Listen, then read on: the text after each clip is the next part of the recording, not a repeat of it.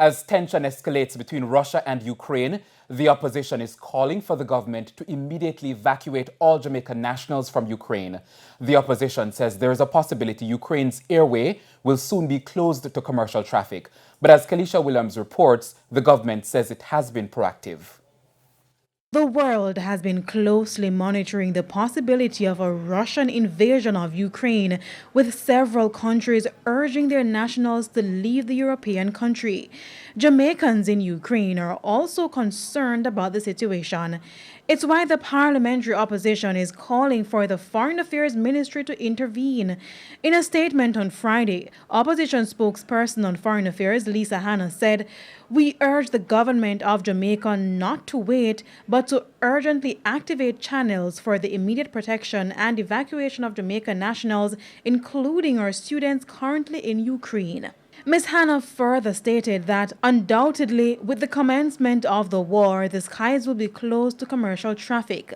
The chaos with such event will see hundreds of thousands of people internally displaced within conflict zones, potentially engulfing the entire country. The opposition also said it stands ready to provide support if called upon. However, Foreign Affairs Minister Kamina Johnson-Smith said the government has been proactive in its response to the Ukraine-Russia situation. We have about 42 students that are there, all of them privately registered, privately pursuing studies, and all of them were not known to us before this incident, or rather before tension started to arise.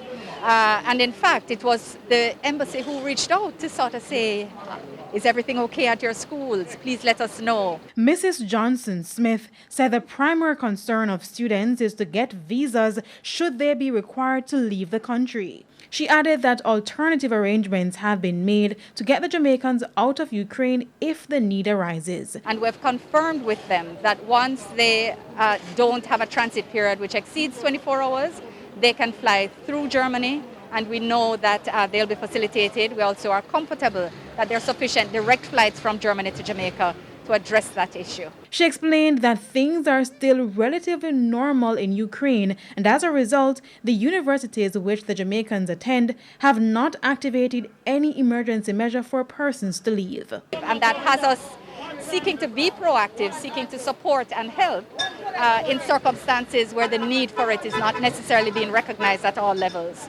So we continue to reach out to the government. We are awaiting feedback from them. Kalisha Williams, TVJ News.